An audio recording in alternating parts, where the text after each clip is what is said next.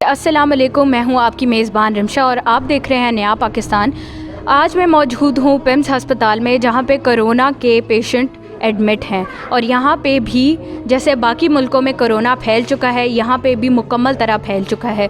उसके बावजूद भी यहां पे लोगों को अपनी सेहत की कोई फ़िक्र नहीं है और लोग कोई एहतियाती तदाबीर लेने के लिए नहीं तैयार, जबकि मीडिया पे, सोशल मीडिया पे, हर जगह पे बार बार प्रिकॉशनरी मेजर्स दिए जा रहे हैं कि आप अपनी सेहत का ख्याल रखें, क्योंकि हमारी जान सस्ती नहीं होती।